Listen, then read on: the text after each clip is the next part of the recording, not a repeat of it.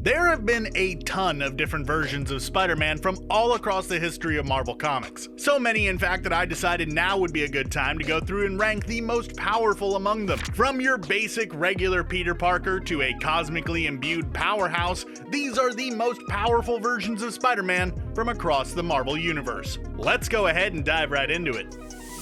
Now, putting the bog standard Peter Parker here at the bottom of the ranking might seem a little odd at first. I mean, this is Spider-Man we're talking about here. How can he be the weakest? Well, he isn't actually weak. There are just so many different versions of Spider-Man that the regular webhead kinda just sits in the middle of the pack. But him being here does a couple of things for us. First, it gives us a baseline for power level when talking about Spider-People, since all others will be discussed in regards to how they stack up compared to Peter Parker from Earth 616. Second, it should do quite a bit to illustrate to you that we've got some pretty flippin' powerful super people yet to come on this list. And spoiler alert for a few entries here, at least a couple of them are actually just regular Peter Parker from the mainline continuity, just with a specific tweak or change brought on by a specific event or whatever. So don't worry, he'll be around. However, as just regular old Spider-Man, he fits here right at the bottom. Having Spider-Gwen be this low on the list might also be a tiny bit shocking. As one of the most accomplished and fleshed out of all the Spider-People, Gwen has done quite a lot that easily earns her a spot on this list. However, the Ghost Spider is about as close to the baseline Spider-Man, power level wise, as you can get without just being baseline Spider-Man, in that her powers are completely identical to his, no variation to speak of. However, she gets to be one spot up from the classic wall crawler due to one minor detail that gives her a super slight edge: who her father is. Gwen's dad is Police Captain George Stacy, an accomplished police officer. Having access to the information that he has, in addition to just general police resources, early on in her career as a hero was extremely helpful to her, and something that Parker never really had a super stable source for. It's incredibly minor in the grand scheme of things, admittedly, but hey, it's enough to give her an edge over regular Spider-Man, so it puts her here on this list.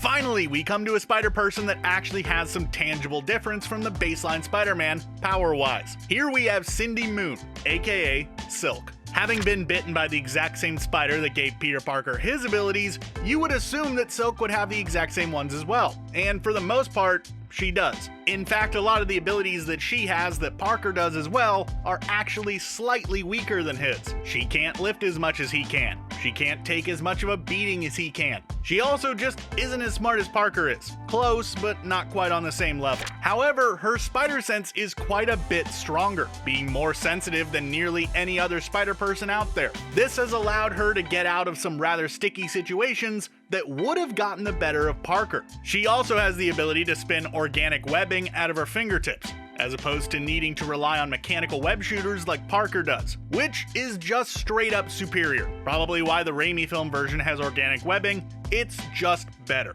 Oh, and she is a bit more agile than Parker is, though that could debatably be another benefit of having a stronger spider sense.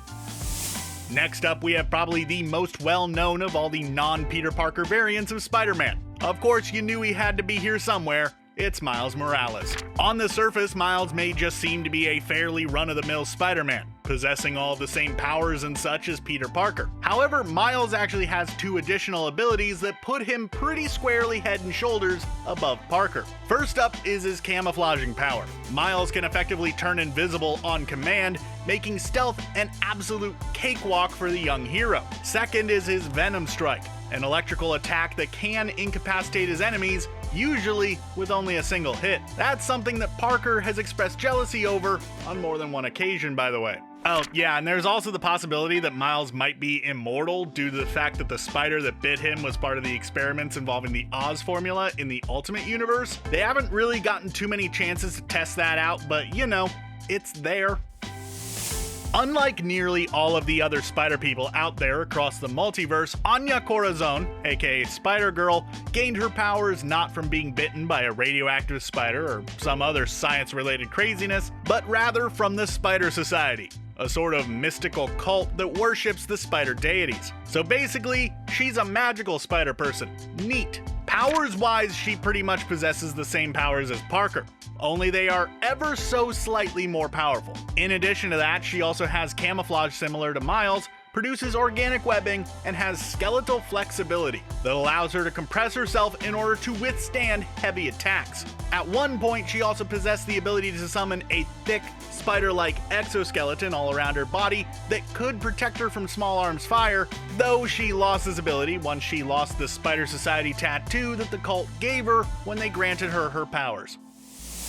On Earth 616, Hobby Brown may have been the Prowler, but on Earth 138, Brown was the one that was bitten by the radioactive spider, becoming that world's Spider-Man, or as he is better known throughout the wider multiverse, Spider-Punk. Spider-Punk possesses basically an identical power set to Peter Parker.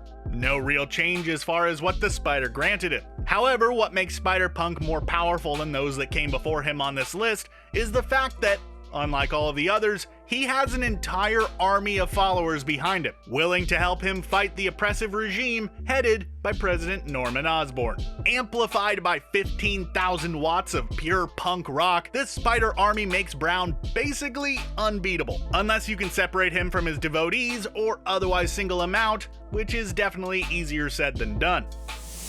Remember how I said there would be a couple of entries on this list that were just our regular Peter Parker but changed a tiny bit? Well, this right here is a prime example of that. The Superior Spider-Man is, effectively, just the same as our baseline Spider-Man. All of the same powers at the same power levels. So, if that is the case, why is he higher on this list than the regular one? Well, this is the version of Peter Parker that was mind-swapped with Dr. Otto Octavius, granting Octavius access to Peter's body, while Peter's mind was trapped in Octavius's old, frail, and dying body, meaning that this is Peter Parker with Octavius's genius-level intellect and lack of morals and ethics.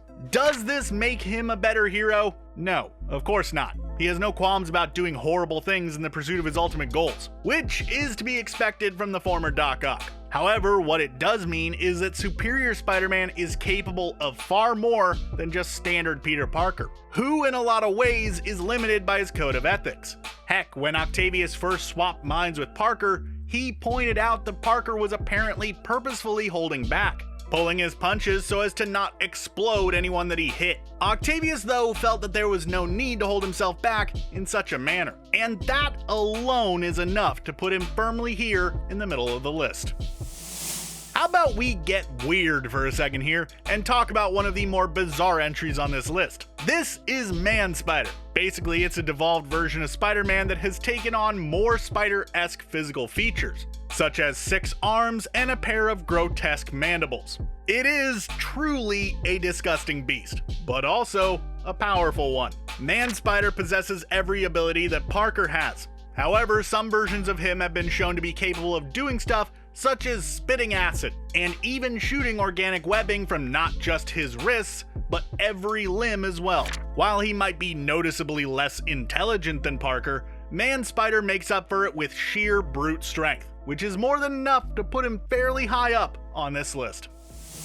You know, there have been a couple of different versions of Earth within the Marvel Universe where Peter and Mary Jane Parker have had a daughter who became a spider-powered hero in her own right. And for the most part, this daughter usually just has the same powers and abilities as her dear old dad. Except for the universe where the pair gave birth to Anna May Parker, aka Spiderling. Like a lot of her multiversal counterparts, she too possessed the same powers as Parker. However, what makes her extra special is her spider sense, which is off the flippin' charts compared to any other spider person. While Parker's spider sense can warn him of danger a few moments before it happens, Anna May is able to sense danger up to a few hours beforehand, granting her basically precognition. You can imagine how useful that would be for a superhero, let alone a spider person. So yeah, you can definitely understand why she makes the list while her counterparts don't.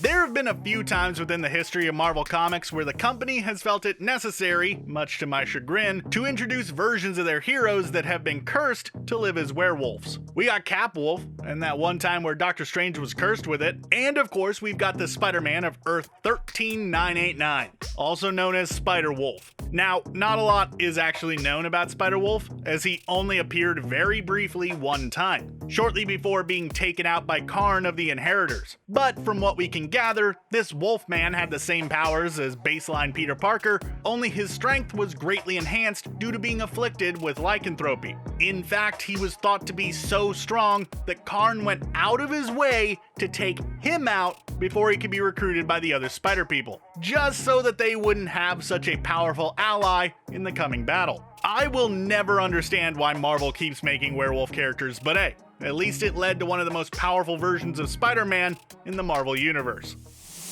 In the rapidly approaching year of 2099, in yet another alternate universe from the mainline Earth 616 continuity, we got Miguel O'Hara, also known as Spider-Man 2099, who picked up the Webhead's mantle after having his DNA biologically mixed with that of a spider while working for Alchemax, an evil megacorporation that controlled the vast majority of Nueva York City. On the surface, his powers appear to match those of the baseline Peter Parker. However, he also has a few extra ones that Parker doesn't. One such power is his telepathy, with which he is able to directly send messages into the minds of others at will. He also possesses organic webbing, which is fairly bog standard for Spider-Man variants it seems. What isn't so standard are his talons and fangs, which he can use to secrete a paralyzing venom. But the real star of the show for 2099 is his access to the advanced tech that comes with coming from the future. From a suit built using unstable molecules in order to better fit his power set, to a freaking time machine at one point, 2099's tech alone would easily put him high on this list. And no, the fact that he is my personal favorite version of Spider-Man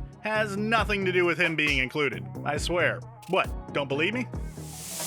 There have been a few times in the comics where Mary Jane was granted powers similar to that of her longtime love interest. In the case of Spinneret, though, she really knocked it out of the park. In this alternate universe, Peter Parker designed a suit for Mary Jane that essentially mimicked all of his powers. Essentially, what it would do was drain Peter of his powers while she used it, which kinda seems like a pretty major downside if you were to ask me. However, after a run-in with Venom, the suit actually started to drain power from the symbiote as well. At this point, she wound up having the combined strength of both Spider-Man and Venom, making her quite the powerful superhero indeed, and easily the most badass version of MJ, from a power level perspective at least.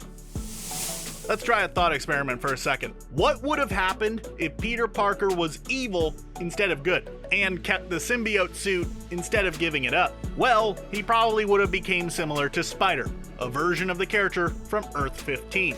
At some point in Parker's life, he bonded with a red symbiote and became a full-on mass murderer known as Spider. Over the course of his time as a criminal, he managed to rack up a body count that was high enough that when he was tried and found guilty, he was sentenced to 67 consecutive life sentences, which is a lot. Power-wise, he's basically identical to Carnage from the mainline universe, probably because the symbiote he bonded with was heavily implied to actually be the Carnage symbiote. Not gonna lie, this is easily the most terrifying version of Spider-Man. Really glad that he got taken out by an alternate universe Firestar. How could I not include a version of Peter Parker that was fused with robot tech and turned into a freaking cyborg? This Spider-Cyborg was Peter Parker from an alternate, almost apocalyptic universe, where he not only developed his usual Spider-Man abilities, but also a set of cybernetic enhancements as well. His cybernetic additions included metallic legs, enhanced vision, and a flippin' sonic cannon in place of his right arm. This version of the Webhead is basically what would happen if DC's Cyborg became Spider-Man, which is just as badass as you would imagine. Captain Universe isn't really a person. It's much more of a cosmic being, a force that bonds with people, granting them immense amounts of power beyond that of mere mortal men. Heck, beyond that of even the strongest super people. Two spider heroes have actually served as hosts for the Unipower in the comics. Both Peter Parker and Miles Morales have bonded with the Force, being granted extra abilities such as cosmic consciousness and energy and matter manipulation. Basically, anyone who becomes Captain Universe becomes perhaps the most powerful being in existence. So yeah, of course the versions of Spider-Man with this power boost would top this list. Also, bonus points for having a cooler version of the spider suit. Definitely a good look if you ask me.